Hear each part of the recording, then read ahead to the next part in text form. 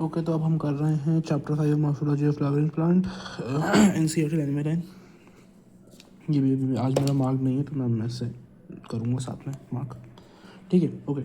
Chapter 5 morphology of flowering plant हम start कर रहे हैं अब। The wide range in the structure of higher plants, we will never fall to fascinate us, even though the angiosperm show such a large diversity in extreme structures of morphology. They all characterized by presence of roots, stem, leaves, flowers, and fruits. In chapter 2 and 3, we talked about classification of plants based on morphological and other characteristics.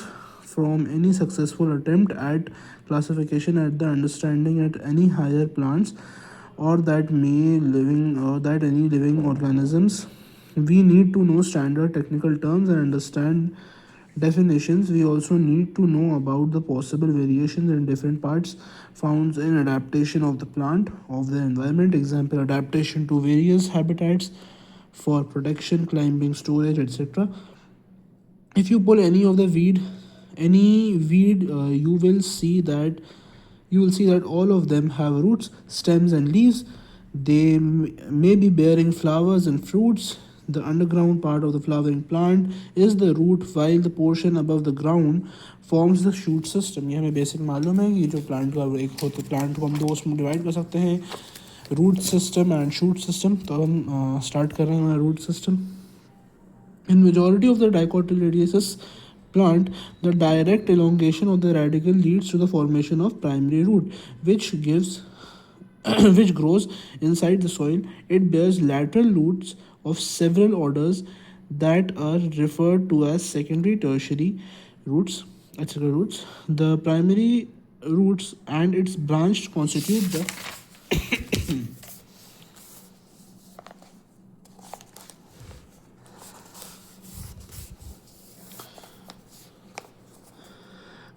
the taproot system as seen in mustard plant. In monocotyledonous plant, the primary root is short-lived and is rejected by a large number of roots.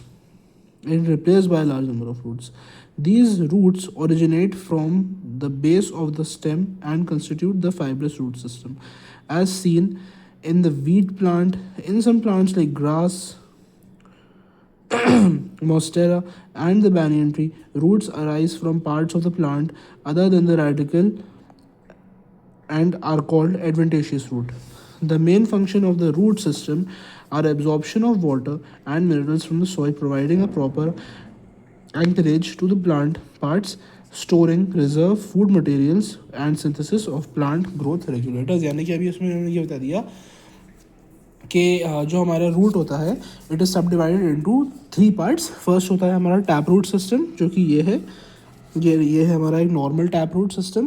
फिर एक होता है हमारा fibrous root, विच इसका example ये है। और एक होता है हमारा एडवेंटिशियस रूट, जो कि हमारा बैनियन ट्री करता है। बैनियन ट्री के अंदर से एक लंबी लंबी वो आ रही होती हैं, वो आके ज़मीन में चली जाती हैं and they grow like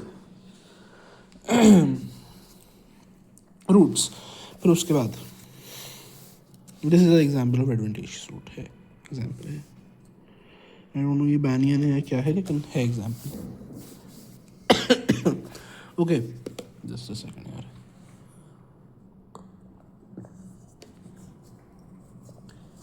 okay, so the next is region of root, region of the root. अब हम रूट के बारे में थोड़ा और जान रहे हैं, क्या रहता है रूट, कैसे रहता है। Okay, the root is covered at the apex by a thimble-like structure called the root cap. It protects the tender apex of the root and it makes way through the soil. A few millimeters above the root cap is the region of meristematic activity. Region of meristematic activity. ये हो गया हमारा root cap. ये हमारे root को protect करता है। फिर आता है हमारा region of meristematic activity. The cells in this region are very small, thin-walled and with dense protoplasm. They divide repeatedly. The cell proximity of this region undergo rapid elongation and enlargement are possible and are responsible for the growth of the root in length. This region is called the region of elongation. यानी कि यहाँ पे cells होते हैं जो rapid multiplication कर रहे होते हैं, जिससे root की length बढ़ती है।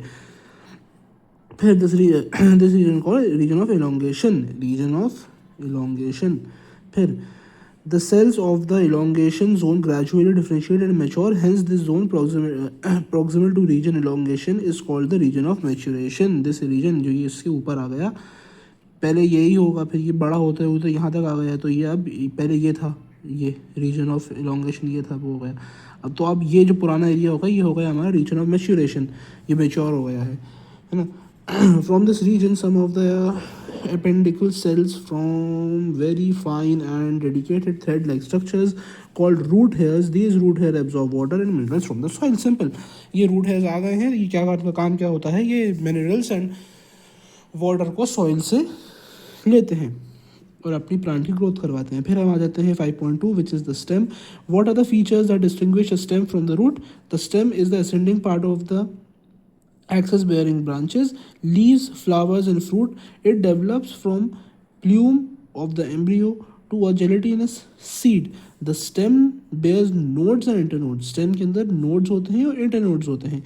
The region of the stem where leaves are born are called nodes. वो एरिया जहाँ पे लीव्स बॉर्न होती हैं, the stem where leaves are born are called nodes, while internodes are the portions between between two nodes the stem bear nodes. अच्छा, तो internodes वो area रहता है हमारा, other portion between two nodes bear buds. Internode हमारा जो दो birds होती हैं, जैसे फॉर एग्जांपल एक हमारा प्लांट है, तो एक यहाँ पे हमारी एक लीफ निकली हुई है और एक हमारी लीफ यहाँ निकली हुई है, तो ये जो एरिया है this area is called internode.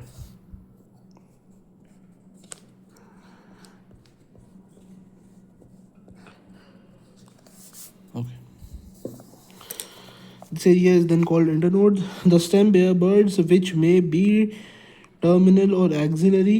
Stems are generally green when young and later often becomes woody and dark brown. हमें मालूम है पेड़ों की कैसी होती है, ब्राउन होती है, शुरू में ग्रीन होती है, बड़े होते होते ब्राउन हो जाती है, डार्क ब्राउन हो जाती है। The main function of the stem is spreading out branches bearing leaves, flowers and fruits. It conduct water, minerals and photosynthesis. Some stems perform the function of storing for food, support, protection, and of vegetative propagation. कुछ जो हमारी वो होती हैं वो food support, protection and vegetative propagation का भी काम करती हैं। अब स्टोरेज का तो मैं आपको बता ही सकता हूँ, जैसे पोटैटो हो गया, कैरेट हो गया, ये सब फोरेज का वो काम करती हैं। प्रोटेक्शन में आई थिंक कैक्टस है, कैक्टस या फिर रोज़ कह सकते हैं आप, उसके अंदर वो निकले होते हैं, कांटे होते हैं रोज़ के अंदर, है ना। ये हो गया। सपोर्ट के अंदर आप कह सकते हैं कि अगर आपने कोई बेलें देखी हैं, वेल्स जो होती हैं, वेल्स वो लटक आ जाती हैं, जिससे प्लांट को एंकरेज मिलता है ऊपर चढ़ने के लिए, जिन्हें हम क्रीपर्स बोलते हैं, जो हमने लास्ट टाइम पढ़ा था दैट। फिर उसके बाद आता है हमारा leaf 5.3। The leaf is a lateral, generally flattened structure born on the stem. It develops at the nodes and bears a bud in its axil. The axillary bud later develops into a branch. Leaves originate from shoot apical meristems and are arranged in a acropetal order. They are the most important vegetative organ for photosynthesis. तो इसमें हमें simple ये बता रहा है कि जो हमारी लीव्स उगती हैं वो जिस बर्ड पे उगती हैं, bears a bud and its axil, और उस बर्ड को कहलाता है एक्सिलरी बर्ड कहलाता है। वहाँ से पहले लीव उगती है, फिर धीरे धीरे वो ब्रांच बन जाती है। इतना कोई डिफिकल्ट चीज़ नहीं दी है इसमें। फिर a typical leaf consist of 3 main parts, leaf base, petiole and lamina. The leaf is attached to the stem by the leaf base and may bear 2 lateral small leaf-like structure called stipule, जो हमें ये diagram में दिख रहा है। ये हमें diagram में दिख रहा है, ये हमारी वो हो गई स्टेम हो गई, ये हमारी लीफ निकली है, तो हमारा ये जो एरिया है इसे कहते हैं leaf base. This is the petiole and this is the stipule, जो इसने इनसे बोला है ना, स्ट्रक्चर कॉल्ड स्टिप्यूल. ये एक स्टिप्यूल जो एक कांटे की तरह आप इसे कह सकते हैं, कांटा निकला हुआ है.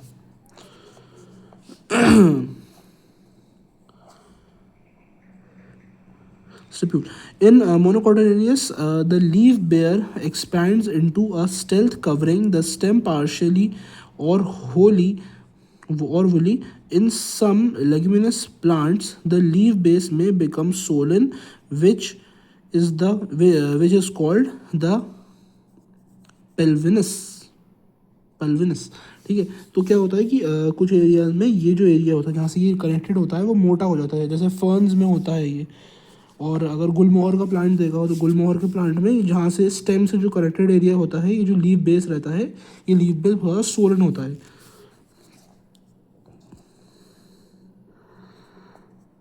उसे हम बोलते हैं पल्विनस। फिर the petiole helps hold the blade to light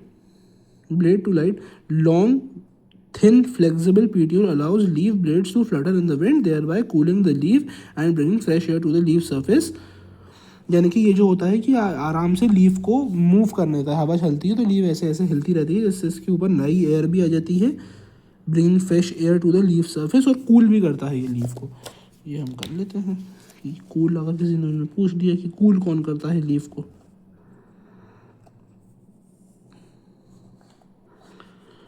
cooling the leaf, bringing fresh air to the leaf surface. ठीक है। अच्छा वैसे यहाँ पे बहुत लाइन से सब PYQ हैं पूरा पेज पे, क्योंकि मैं सोच रहा था कि यहाँ पे ऐसे लाइन में लिख दूँ PYQ, सब पूरे पे से PYQ आए हैं। फिर द लैमिना और the leaf blade is the green expanded part of the leaf with veins and ventricles.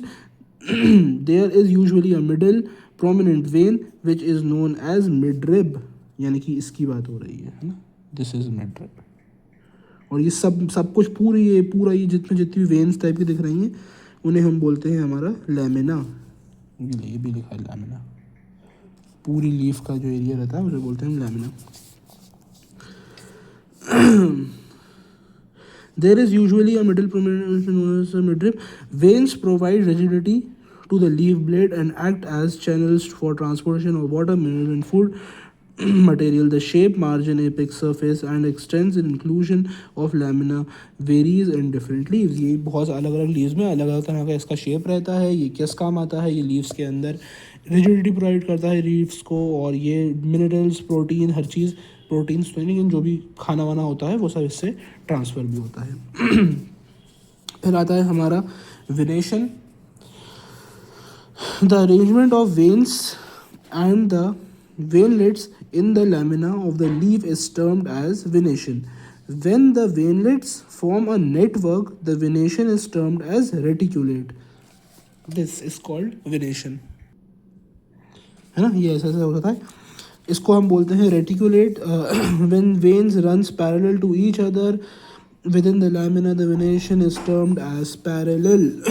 जैसे अभी ये कहीं से भी गई, जैसे अभी ये इस पिक्चर में क्लियरली दिख रहा है कि एक ही इधर से गई है तो ये एक इधर से गई है ना, ये अलग अलग हमें दिख रही हैं, और जिसके अंदर ये पैरेलल जाएंगी, यानी कि एक ऐसे गई तो उसके सामने वाली ऐसी जाएगी, उसे हम बोलेंगे पैरेलल। ये इसमें दिख रहा है, हाँ दिख तो रहा है थोड़ा सा, जो सेम उसमें से अगर जाएगी, एक जो मेन मिडरिब से अगर दो सेम पैरेलल निकलेंगी उसे हम बोलेंगे पैरेलल में आएगी वो। Leaves of dicotyledonous plant generally possess reticulate venation while parallel venation is the characteristic of the most monocots. Easy, simple to understand. इसमें उन्होंने बस हमसे इतना ही कहा है कि ज़्यादातर डाइकोटिलेडोनस प्लांट जो होते हैं वो रेटिकुलेट वेनेशन ही उन्हें मिलता है। पैरेलल वेनेशन कैरेक्टरिस्टिक मोनोकॉट्स में रहता है। डाइकॉट्स के अंदर ये रहता है आड़ा टेढ़ा वाला, और मोनोकॉट्स के अंदर पैरेलल वाला रहता है। सिंपल, इससे ज़्यादा और कुछ नहीं कहा है। फिर आते हैं टाइप्स ऑफ लीफ पे। फिर a leaf is said to be simple when the lamina is entire or leaf incised. The incision do not touch the midrib. When the incision of the lamina reach up to the midrib, breaking into numbers of leaflets, the leaf is called compound. बहुत simple, ये जो है ये एक leaf है ना, simple leaf है ये। लेकिन जब ये लीफ अंदर आके मिडरिब तक जाने लगे, यानी कि यह मिडरिब टच करने लगे, उसे हम बोलते हैं compound leaf. A bud is present in the axil or of petiole in both simple and compound leaves, but not in the axil of leaflet of the compound leaf। यानी कि leaflet जो होगा वो यहाँ पे होगा, यानी कि जो मोटा वाला पार्ट जो हमने अभी बात करी थी इसके बारे में, जिसे हम पल्विनस बोलते हैं, ये हमारा ये वाला पल्विनस जिसे हम बोलते हैं, जो मैंने आपसे कहा था कि गुलमोहर के पेड़ में यहाँ पे होता है, वो इधर हो सकता है लेकिन अंदर इन लीव्स के वहाँ पे नहीं हो सकता है ना, दैट्स द थिंग. फिर the compound leaves may be of two types. In a pinnately compound leaf, a number of leaflets are present at a common axis. The rachis, which represents the midrib of the leaf, as in neem. नीम का पेड़, नीम ऐसा होता है या तो, और in palmate compound leaves, the leaflets are attached to a common point. Example, at the tip of the petiole, as in silk or cotton, like this. जहाँ पे एक ही पॉइंट से बहुत सारे पत्ते निकले हुए हैं, एक ही पॉइंट से निकले हैं. वो नीम के अंदर क्या था, ऐसी वो थी और लाइन से इधर से करके निकले हुए थे. इसमें एक ही पॉइंट पे बहुत सारे निकले हुए हैं. That's it. फिर हम आते हैं फाइलोटैक्सी पे. Phyllotaxy is the pattern of arrangement of leaves on the stem or branch. This is usually of three types: alternate, opposite, and whorled. In alternate type of phyllotaxy, a single leaf arises at each node in alternate manner, as in a China rose, mustard, and sunflower plants. In इसमें आता है alternate में. In opposite type, a pair of leaves arise at each node and lie opposite to each other, as in Colotropis and guava plant. If more than two leaves arise at a node and form a whorl, it is called whorled, as in Alstonia. इसका example ये है, मैंने ये वाला से गलत दिखाया था, उसका एग्जाम्पल अभी हमने जो ये पढ़ा है पामेट कंपाउंड लीव, उसका एग्जाम्पल ये है. एक ही नोट से बहुत सारी लीव्स निकली है, एक ही बात कर रही थी. और एक हमारा ये एग्जांपल दिया है कि उसमें एक लीव इधर आई, एक आगे आई, फिर एक आगे आई, फिर एक आगे आई, फिर एक आगे आई, फिर एक आगे आई. ये बोलते हैं हम ऑल्टरनेट. समझ में आ रहा है, एक के पीछे एक ऑल्टरनेट आ रहा है. फिर ऑपोजिट, जैसे उसमें रहता है गुआवा में, इधर इधर इधर इधर. फिर हमारा वर्ल्ड, गोल घूमा हुआ है. वर्ल्ड गोल की वर्ल्ड कैसा है, गोल है, गोल घूमा हुआ वाले को क्या बोलेंगे, वर्ल्ड बोलेंगे. फिर आते हैं हम इन्फ्लोरेसेंस पे. A flower is a modified shoot where the shoot apical meristem changes to flower meristem. Internodes do not elongate and the axis gets condensed. The apex produced different kinds of floral appendages laterally at successive nodes instead of leaves, where the shoot tip transform into a flower. It is always solitary. The arrangement of flowers in the floral axis is termed as inflorescence. अब हम आ गए हैं finally flowers पे. Depending on whether the apex get developed into a flower or continues to grow, two major types of inflorescence are identified: racemose and cymose. In racemose type of inflorescence, the main axis continues to grow and flower are born laterally in the acropetal succession.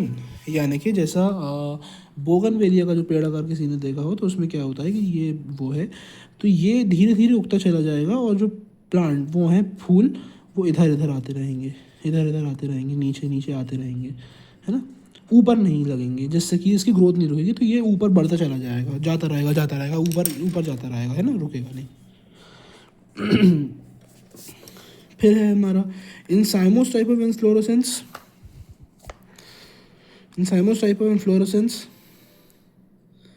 the main axis terminates in a flower, hence limited in growth. The flower are born in basipetal order.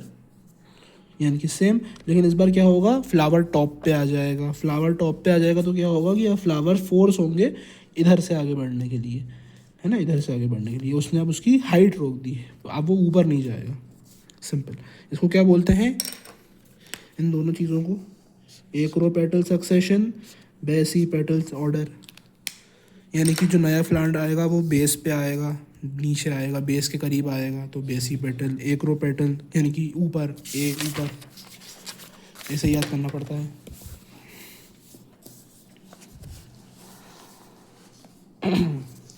फिर आते हैं हम the flower पे, the flower is a reproductive unit in the angiosperm, हमने कहा था angiosperm, अभी हम बहुत पढ़ने का है हमारे पास एंजियोस्पर्म, आगे भी बहुत है, 12th में पूरा चैप्टर है इसके ऊपर.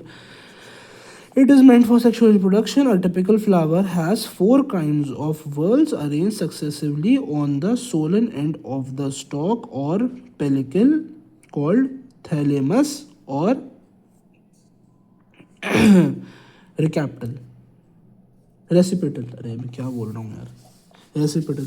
तो रेसिपिटल और थैलेमस क्या होता है, ये जो सोलन एरिया है, this swollen area is called thalamus, thalamus ही बोलते हैं क्योंकि रेसिपिटल तो मैंने.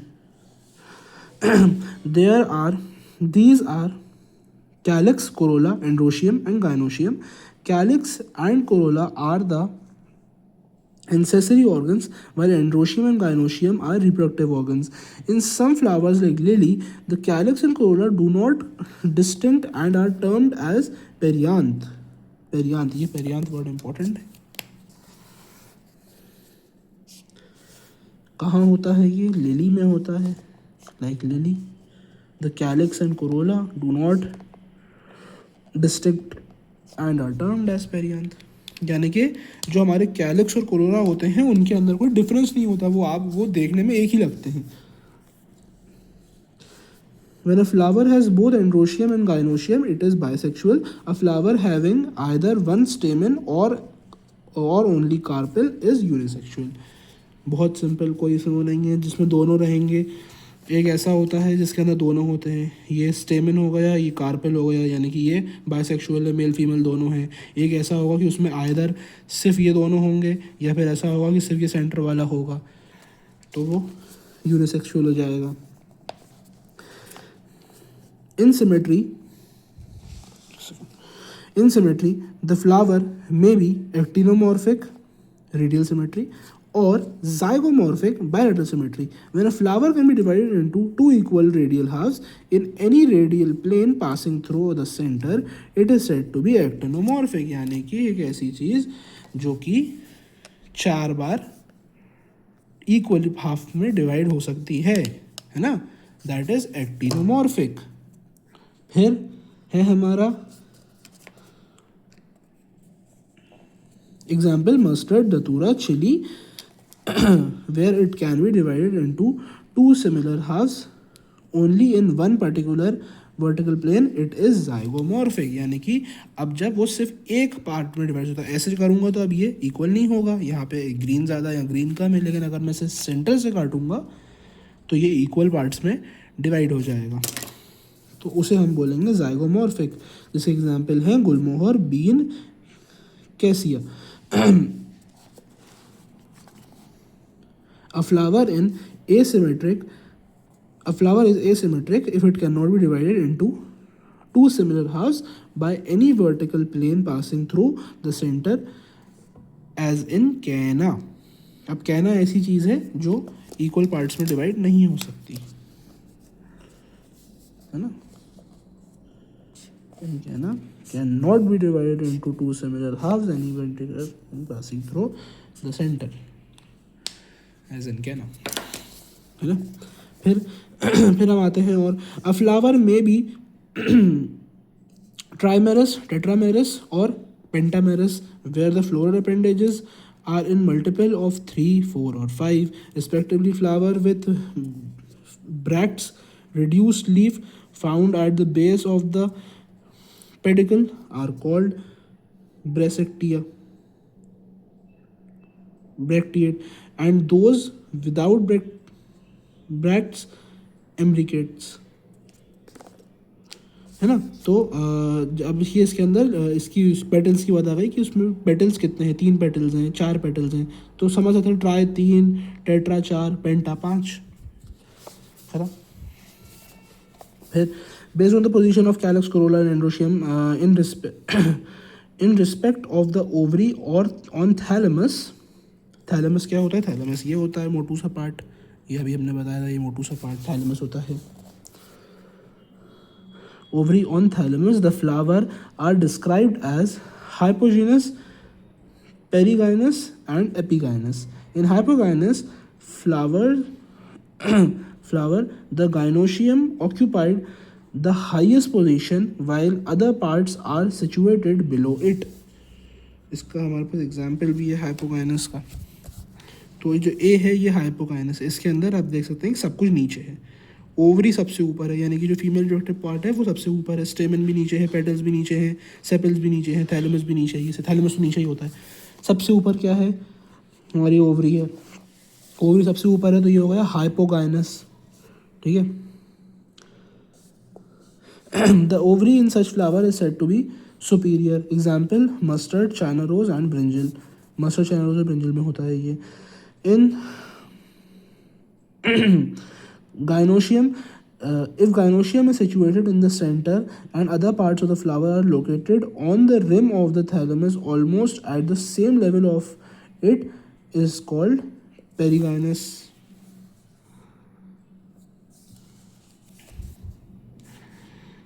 ऑलमोस्ट सेम लेवल है इनमें, देख सकते हैं ऑलमोस्ट ही सेम लेवल है ना, सब कुछ सेम लेवल पे आ रहा है। तो ये क्या हो गए, ये हो गए हमारे पेरिगाइनस। फिर the ovary here is said to be half inferior, half inferior बिल्कुल सही। Example plum, rose, peach. In epigynous flowers the margin of thalamus grows upwards enclosing the ovary completely and getting fused with it. The other parts of the flowers arise above the ovary, hence the ovary is said to be inferior, as in flowers guava, cucumber and the ray fluorescent of sunflower. इसके अंदर आप clearly देख सकते हैं कि ovary हमारी नीचे दब गई है, यहाँ ओवरी चली गई, ओवरी बहुत नीचे, बाकी सब बहुत ऊपर ऊपर है, बाकी सब कुछ ऊपर है, पेटल्स भी ऊपर है, सेपल्स भी, और ये मेल रिप्रोडक्टिव ऑर्गन भी है ना, सब कुछ ऊपर चला गया। ये हो गया हमारा। फिर आते हैं हम पार्ट्स ऑफ अ फ्लावर पे। Each flower normally has 4 floral walls with calyx, corolla, androecium, gynoecium. हमें मालूम है कैलिक्स, कोरोला, एंड्रोशियम, गाइनोशियम होते हैं इसके अंदर। फिर सबसे पहले हम कैलिक्स की बात करेंगे। The calyx is the outermost part of the whole whorl, it is and the member are called sepals. Generally, sepals are green, leaf-like, protects the flowers in the bud stage. The calyx can be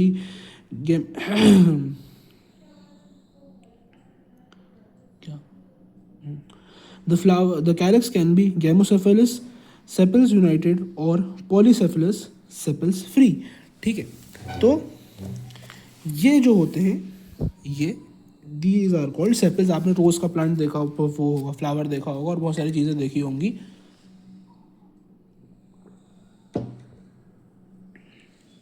उसके अंदर छोटी सी green parts दिखता है flowers के नीचे, उसे बोलते हैं हम, ये पेटल्स बोलते हैं उन्हें, है ना। तो ये पेटल्स हो गए, सेपल्स हो गए, सॉरी सेपल्स हो गए। और अब ये सेपल्स की भी दो वो रहती हैं। अब सेपल्स आइदर गेमोसेफेलस होती हैं या पॉलीसेफेलस होती हैं। गेमो और पॉली में डिफरेंस क्या है, सेपल्स यूनाइटेड यानी कि सेपल्स जुड़ी रहती हैं, है ना। सेपल्स इसमें जुड़ी हुई हैं, जैसे कि ये दिया है, इसमें सेपल्स जुड़ी हुई हैं, है ना, जुड़ी रहती हैं, उसे हम बोलते हैं गैमो। और जिसमें सेपल्स खुली होती हैं, जैसे आप अगर इसमें थोड़ा सा ऐसा लगे कि खुली सी लग रही हैं, तो ये वो हो गया, पॉलीसेफेलस हो गया। फिर आता है हमारा corolla. In corolla corolla is a compound of petals. Petals are usually brightly coloured to attract insects of pollination like calyx. Corolla may also be gamopetalous, pearls united, or polypetalous, petals free. The shape and color of corolla vary greatly in plants. Corolla may be tubular, bell-shaped, funnel-shaped, or wheel-shaped. ठीक है। अब हमारी Corolla की बताइए, Corolla क्या होते हैं हमारे, कोरोला होते हैं हमारे ये पेटल्स जो कि कलरफुल होते हैं। क्यों होते हैं कलरफुल, ताकि इंसेक्ट को वो करें, इंसेक्ट आएंगे क्या होगा, पॉलिनेशन होगी, रिप्रोडक्शन हो जाएगा, सिंपल। इसके अंदर भी दो रहते हैं, ये अगर चिपके रहेंगे तो वो हो जाएगा हमारा गैमोसेफेलस, और अगर खुले होंगे तो पॉली हो जाएगा। Corolla can be tubular, bell shaped, funnel shaped और व्हील शेप्ड। ठीक है। फिर होता है हमारा एक हमारा नया टर्म आया एस्टिवेशन आया है इसके अंदर एक नया term. The mode of arrangement of sepals और petals in floral buds with respect to other members of the same whorl is known as aestivation. ठीक है, यानी कि जिस तरह से वो अरेंज्ड है पेटल्स हमारे, उसको उसको जिस तरह से भी अरेंज्ड है उसे हम एस्टिवेशन बोलते हैं उस टर्म को।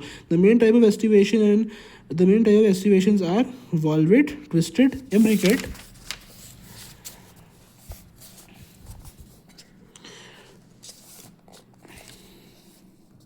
and vexillary. When sepals or petals in a whole just touch one another at the margin without overlapping in a calotropis, it is said to be valvate. ये हमारा होता है valvate, जो टच नहीं, जो ऐसा लगता है कि टच करने वाला लेकिन करता नहीं है टच, ये होता है हमारा valvate। फिर अब मैं ये पढ़ नहीं था लेकिन आप समझ जाइए कि क्या रहता है। वही ये valvate हो गया, ट्विस्टेड हो गया, ट्विस्टेड क्यों है ये सब एक के अंदर एक के अंदर एक के अंदर एक ट्विस्टेड हो गया। फिर ये हमारा इम्ब्रिकेट है, इम्ब्रिकेट क्यों है, क्योंकि ये रैंडम कुछ भी है ना। ये हाँ इसका ये है कि या तो ये क्लॉकवाइज होता है या एंटी क्लॉकवाइज होता है ना। ठीक है, ये दोनों में हो सकता है। इम्ब्रिकेट होता है, कैसा भी हो सकता है, कुछ भी हो सकता है, आगे पीछे ऊपर नीचे, कैसे कहीं से भी कोई से भी ऊपर चली जाती है, कोई से भी नीचे चली जाती है, ये हो गई। फिर हमारा होता है वैक्सिलरी। वैक्सिलरी क्यों होता है वैक्सिलरी, तो इसके अंदर कुल मिला के 5 होते हैं, एक ये बड़ा, उसके अंदर ये 2 छोटे, और उन 2 छोटे के अंदर ये 2 और छोटे, 5 होते हैं उसके अंदर। ख़त्म हो गया, इसके अंदर और कुछ नहीं दिया है हमारा। इसके एग्जाम्पल्स हम एग्जाम्पल्स देख लेते हैं, इसके। वालवेट के अंदर आते हैं China rose, lady finger and cotton. Twisted के अंदर आते हैं कैसिया, गुलमोहर। इम्ब्रिकेट के अंदर हमारे आते हैं in P and been flowers, है ना। और इसके अंदर आते हैं हमारे, अच्छा पी एंड बीन फ्लावर्स इसका है, वैक्सिलरी का पी एंड बीन फ्लावर्स इसका है। कैसियन गुलमोहर इम्ब्रिकेट का है। ट्विस्टेड हमारा लेडी फिंगर एंड रोज का है। वेलवेट जो है हमारा कैलोट्रोपस का है। ये हम मार्क भी कर लेते हैं। Calotropis, china rose, lady finger and cotton, और कैसिलिया एंड गुलमोहर, एंड हमारा पी एंड बीन फ्लावर हो गए हमारे चारों के। ये हमारा एस्टिवेशन हो गया।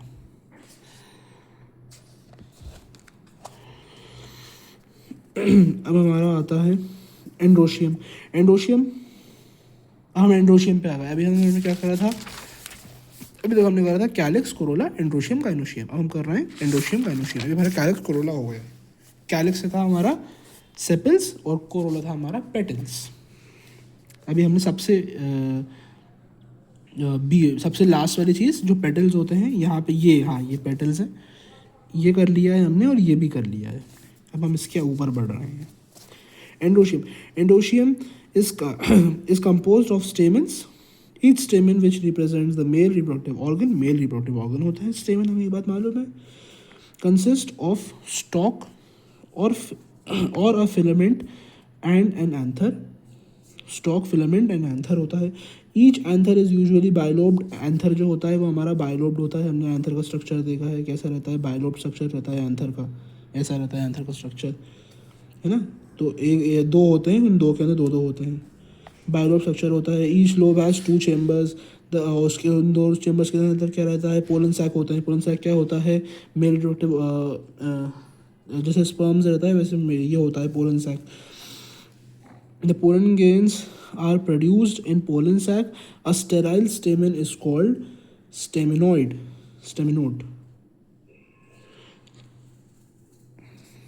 Staminode होता है। फिर stamen of flower may be united with other members such as petals or among themselves. When stamens are attached to the petals, they are epipetalous as in brinjal, or epiphyllous when attached to the perianth as in the flowers of lily. अच्छा perianth lily के अंदर ही रहता है, ठीक है। तो अब जब स्टेमिन जो होता है वो पेटल से जब अटैच रहता है ना, यानी कि जो वो होगा हमारी स्टेमिन रहेगा, स्टेमिन ऐसा रहता है ना, ऐसा रहता है हमारा स्टेमिन। तो जब वो इससे अटैच्ड होगा हमारे पेटल से, उसे हम बोलते हैं एपीपेटलस, और अगर अटैच नहीं होगा तो उसे हम बोलेंगे एपीफाइलस। सॉरी, जब पेरियांथ में होगा, जब पेरियांथ जो हमने पढ़ा था लिली के अंदर जो रहता है, उसे हम बोलेंगे हमारा एपिफाइलस।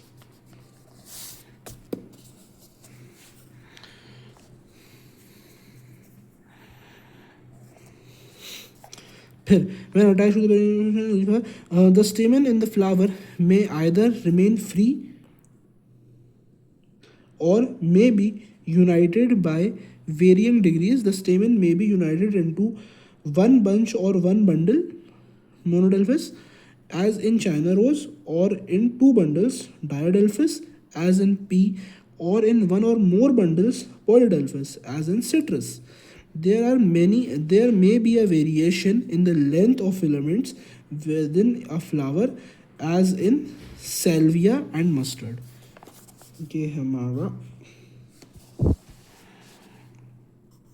PYQ है, ठीक है। तो ये PYQ हो गया।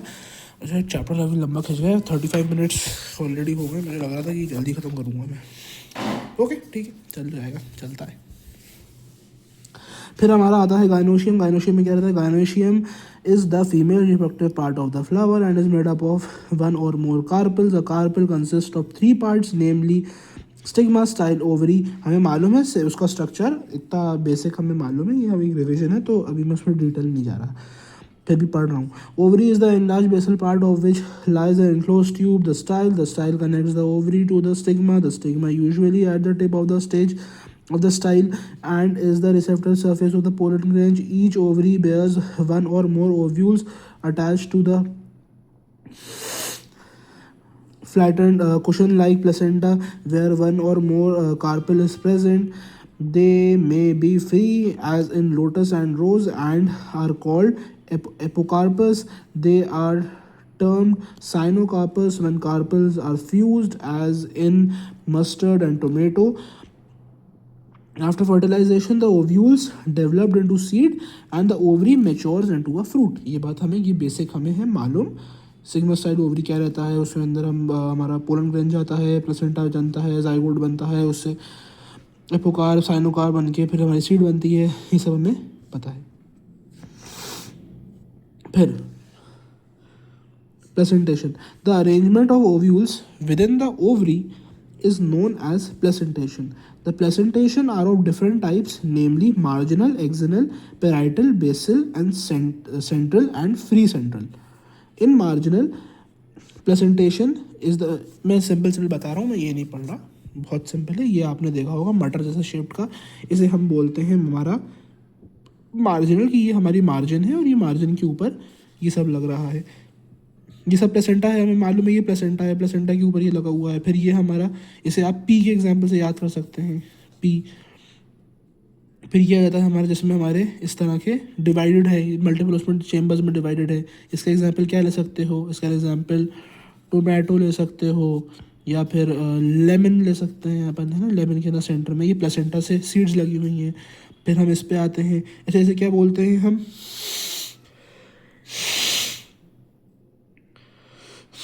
ओके इसे हम बोलते हैं एक्सियल, है ना, एक्सियल बोलते हैं इसे हम।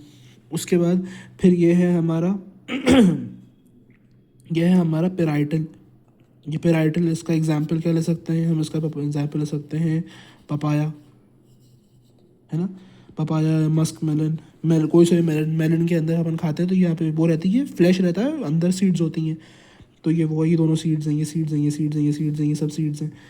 फिर हम आते हैं, अच्छा ये हमारा वो है फ्री सेंट्रल है हमारा, है ना, बेसिल है, ये है हमारा, ये हमारा फ्री सेंट्रल है। फ्री सेंट्रल के एग्जांपल में अपन, इसके एग्जांपल में कोई फ्रूट नहीं आता है, इसके एग्जांपल में फ्लावर्स आते हैं, दतूरा का फ्लावर आ जाता है, मस्टर्ड, है ना, ये सारी चीज़ें इसके अंदर आती हैं, ठीक है। तो आप फ्लावर्स, गुलमोहर, सब मस्टर्ड याद कर लो, मस्टर्ड सही रहता है इसका, ये सेंट्रल में वो है। फिर ये हमारा आ जाता है बेसल, है ना, इसका भी कोई फ्लावर का एग्जांपल नहीं है, इसका आप ये समझ लो, ये सीड इसकी, अच्छा है ना, ये समझ लो ना, ये सीड है, ठीक है। इसके एग्जांपल क्या आएंगे? इसके एग्जांपल बहुत आसान, सनफ्लावर और मैरीगोल्ड, इन दोनों के अंदर सिर्फ हमारे वो हैं फ्लावर के एग्जांपल है। ये कौन सा है? फ्री सेंट्रल, ये बेसल है, इसमें ये थोड़ा बी जैसे शेप का लग रहा है ना, बी थोड़ा सा समझने की कोशिश कर सकते हैं, बी जैसे शेप का, तो ये बी और ये फ्री सेंटर में फ्री है, फ्री है सेंटर में, ठीक है। फिर आ जाते हैं हम आगे, then we have the fruit. The fruit is a characteristic feature of flowering plant. It is mature or ripened ovary developed after fertilization. A fruit is formed without fertilization of the ovary. It is called the par- parthenocarpic fruit. It is called a parthenocarpic fruit. ठीक है। अगर एक fruit बिना fertilisation के बन जाता है तो उसे हम बोलते हैं पार्थेनोकार्पिक। ये हम करें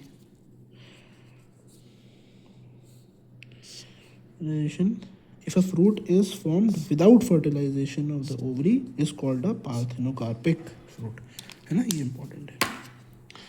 फिर generally the fruit consists of a wall, pericarp, the seed and seeds. The pericarp may be dry or fleshy. When pericarp is thick and fleshy, it is differentiated into outer epicarp, in the middle mesocarp and in the inner endocarp. हमें मालूम है fruit के अंदर 3 layer होती हैं, इसे ऐसे समझ लो कि बाहर छिलका होता है, वो होता है हमारा एपिकार्प, है ना। फिर उसके बाद जब हम अंदर आते हैं, जो फ्लैश वाला एरिया होता है उसे हम क्या बोलते हैं, क्योंकि वो मिडल में रहता है तो वो मीजोकार्प हो गया, फ्लैशी एरिया कैसा भी एरिया। फिर हम और अंदर आते हैं तो सीड से जस्ट पहले हमारा जो एरिया होता है उसे हम बोलते हैं एंडोकार्प। ख़त्म। इन मैंगो एंड कोकोनट, हाँ मैंगो बहुत अच्छा एग्जांपल है। मैंगो बाहर का जो एरिया हो गया वो हमारा एपिकार्प हो गया, जो उसका छिलका होता है वो हम नहीं खाते। अंदर का फ्लैशी एरिया मीजोकार्प, और सीड से जस्ट पहले हमारा endocarp. In mango and coconut the fruit is known as drupe. The fruit is known as a drupe. They develop to form monocarpally superior ovaries and are one-seeded. In mango, the pericarp is well differentiated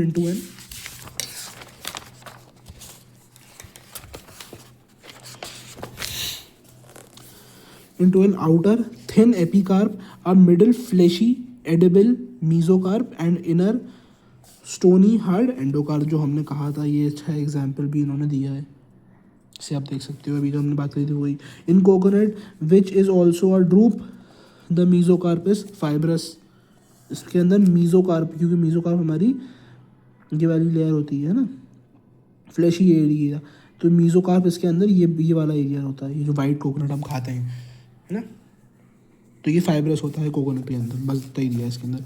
फिर जैसे हम seed के ऊपर, the ovules after fertilisation develops into seeds. A seed is made up of seed coat and an embryo. The embryo is made up of radicle and embryonal axis as and one as in wheat maize, or two cytolodons as in gram and pea.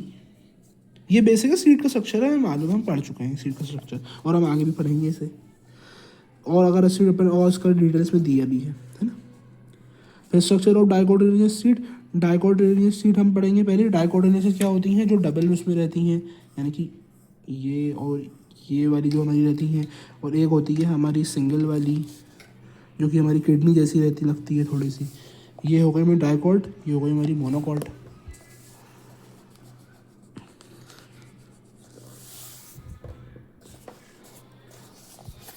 तो the outermost covering of seed is the अच्छा ठीक है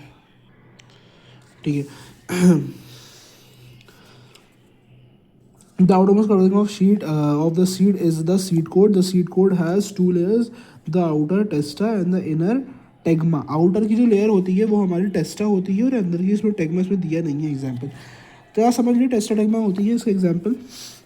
the hilum is a scar on the seed coat through which the developing seed were attach to the fruit. बहुत आसान। Hilum एक छोटी सी एक point रहता है, ऐसा इसमें इस हाइलम का एग्जाम्पल दिया है। एक छोटा सा भी समझ लीजिए कि इसके अंदर एक छोटा सा इसी लाइनिंग दी, एक छोटा सा वो दिया हुआ है ना, इस टाइप का दिया हुआ है, कुछ कैमरा में दिख नहीं था, तो ऐसा दिया हुआ है, जिससे क्या क्यों होता है, ये हाइलम से हमारा जो वो होता है वो सीड कनेक्टेड रहता है। बहुत आसान, अटैच टू द फ्रूट से। Above the hilum is a small pore called the micropyle. Micropyle एक छोटा सा होल रहता है, जैसे हम बोलते हैं माइक्रोपाइल, ये छोटा सा होल अगर दिख रहा हो तो उसे हम बोलते हैं micropyle. Within the seed coat is the embryo consisting of embryonal axis and two cotyledons. The cotyledons are often fleshy and full reserve food material at the two ends of embryonal axis and present at the radicle and the plumule. In some seeds, such as castor, the endosperm, formed as a result of double fertilization, is a food storing tissue and called endospermic seed. In seed such as bean, gram, and pea, the endosperm is not present in mature seeds and such seeds are called non endospermic. यानी कि ये जो area है ये हमारा प्रिम्यूल या cotyledons आप इन्हें बोल सकते हैं. तो सबसे पहले ये जो है रेडिकल, रेडिकल क्या होगा, ये हमारी रूट बनाएगा. ये जो प्रिम्यूल है ये क्या बनाएगा, ये हमारे प्लांट का शूट बनाएगा. Root system, shoot system. Cotyledons क्या है, ये फुल ऑफ फ्लैशी वो हैं. क्यों है ये जो हमारे सीड उगेगी रेडिकल को और प्रिम्यूल को उगने में हेल्प कौन करेगा, पावर कौन देगा, कॉटिलेडन्स देंगी, है ना. हम सीड डालते हैं, पानी डालते हैं, अब उन्हें पावर भी तो चाहिए. पावर कहाँ से मिलेगी, इनसे मिलेगी. ये रिजर्व उसने रखे हुए हैं, है ना. एंडोस्पर्म क्या रहता है, एंडोस्पर्म डबल फर्टिलाइजेशन कहते हैं इसे. क्यों होता है endosperm, result of double fertilisation होता है endosperm, result of double fertilisation. क्यों होता है, फूड स्टोरिंग टिश्यू होता है एंडोस्पर्म हमारा, है ना. एंडोस्पर्मिक सीड क्या क्यों होता है ये, क्योंकि ये प्लांट्स को बीन, ग्राम, पी में रहता है. ये क्यों होता है, ये भी उन्हें उगने में मदद करता है ना. मेच्योर सीड बनने के लिए उसमें पावर होती है, इसमें एनर्जी होती है, उसमें फूड स्टोर होता है जिससे वो ले लेके उसे प्रॉपर एक सीड बनती है जिससे, है ना.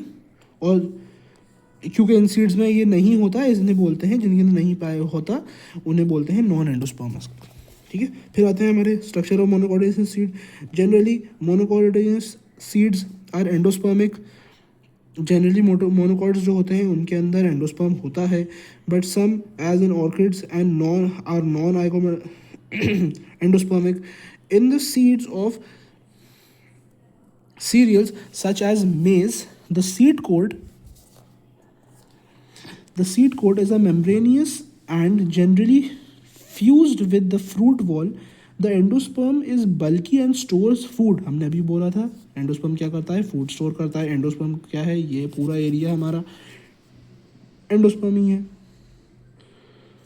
So the outer covering of endosperm separates the embryo by a proteinous layer called aleurone layer. ये होती है हमारी एल्यूरोन लेयर, पूरे में है ये देखिए, ये कवर करी हुई है उसे. The embryo is small and situated in a groove at one end of the endosperm. Embryo कहाँ है, ये छोटू सा, ये यहाँ कोने में आके बैठ गया हमारा एम्ब्रियो, है ना. ये आप कॉर्न में देख सकते हो, ये छोटू सा एम्ब्रियो, ये पूरे में एंडोस्पर्म है. कॉर्न का एग्जाम्पल है ये मेज का एग्जाम्पल है.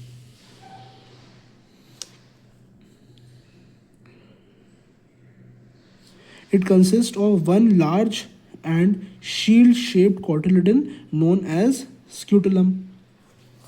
Scutellum ये होगा, ये एक वन लार्ज एरिया है जो प्रोटेक्टिव लेयर है scutellum हमारी. And one short axis plumule. ये होगा हमारी short axis plumule. And a radicle, एक ये हमारा रेडिकल हो गया. रेडिकल क्या करेगा, रेडिकल हमारा रूट सिस्टम बनाएगा. प्लूम्यूल क्या करेगा, हमारा शूट सिस्टम बनाएगा. ऐसे समझो. The plumule and radicle are enclosed in stealth, which are called coelentrophyte, है ना. इन्हें क्योंकि इनको तो प्रोटेक्शन चाहिए क्योंकि यही तो हमारे प्लांट बनेंगे आगे जाके, तो इसे एक कवरिंग ने करा हुआ है. कॉलेरेजा बोलते हैं उसे, रिस्पेक्टिवली. ख़त्म. फिर ये हमारा आता है semi technical description of typical flowering plant. इसको तो सीधी समझो, बहुत फालतू की चीज़ है इसके अंदर.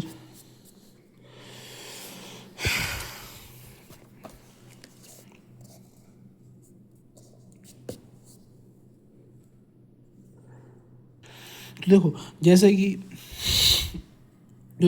जैसे कि केमिस्ट्री के अंदर हमें अगर कोई बड़ा सा नाम लिखना होता है तो हम उसकी जगह उसको केमिकल फॉर्मूला लिख देते हैं. तो वैसे ही ये केमिकल फॉर्मूला है ना. हमें अगर पूरे प्लांट का डिस्क्रिप्शन नहीं करना पड़े तो हम उसको केमिकल फॉर्मूला लिख के ख़त्म हो जाता है, जिससे कि इंसान देख के समझ जाता है. अब उसमें हम कैसे करते हैं, हमारे पास जो लेयर थी हम उन्हें क्या बोलते हैं, कैलिक्स, कोरोला, एंड्रोशियम, काइनोशियम. तो इसे हम लिख भी लेते हैं, है ना, कैलेक्स, कोरोला, एंड्रोशियम, गायनोशियम। अब हम जब इसमें करेंगे तो वो कैसे करेंगे, फॉर्मूला में कैसे लेंगे, तो ये वाला जो कैलेक्स है ये बन जाता है हमारा के, ये जो सी है ये सी रहता है, ये जो ए है ये ए ही रहता है, ये जो जी है ये जी ही रहता है, ठीक है। यानी कि सिर्फ हमारा फर्स्ट वाला जो कैलेक्स है उसमें, और आप उसे अगर बोलो तो उसमें के लगता भी है, लगता है कि कैलेक्स में के होगा, के से स्टार्ट होगा कैलेक्स, है ना, उसे ऐसा समझ लो कि के से स्टार्ट वाला कैलेक्स है, ठीक है। फिर उसके अलावा क्या रहता है उसके अंदर, हमें ये, हाँ, उसमें हमें वो लिखनी होती है कि बायसेक्सुअल है, यूनिसेक्सुअल है ना, यूनिसेक्सुअल है या बायसेक्सुअल है। तो अगर वो हमारा यूनिसेक्सुअल है तो, और हमारा मेल है तो मेल का साइन, फीमेल है फीमेल का साइन, ये हमें मालूम है पहले से, ये कोई नई चीज़ नहीं है। बायसेक्सुअल है तो दोनों को ऐड कर देंगे, है ना।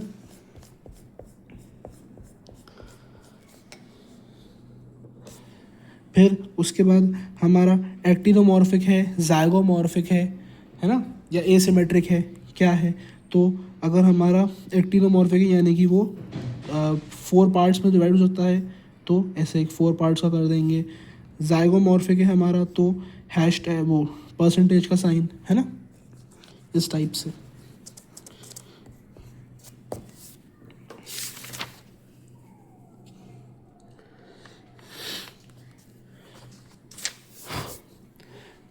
फिर उसके बाद अब हमें ये लिखना है, अब लेट से कि ये हमारा वो है। अब अच्छा इसके अंदर ये भी होता है कि इसके अंदर ये फ्लोर्स टाइप भी रहते हैं, है ना, कि इसके अंदर जैसे इसके अंदर हमें क्लियरली दिख रहा है कि फर्स्ट लेयर के अंदर ये हमारी कौन सी लेयर है, हमारा करिए कैलेक्स, कोरोला, एंड्रोशियम, ये हमारी एंड्रोशियम लेयर की एंड्रोशियम लेयर है, यानी कि क्या है ये हमारा मेल रिप्रोडक्टिव ऑर्गन है, मेल रिप्रोडक्टिव ऑर्गन हमारा ज़्यादा है। तो अब हम इसे लिखने की कोशिश करते हैं बिना ऐसे देखे, है ना, ट्राई करते हैं मतलब, और हम देखेंगे हमारा कैसा जाता है ये।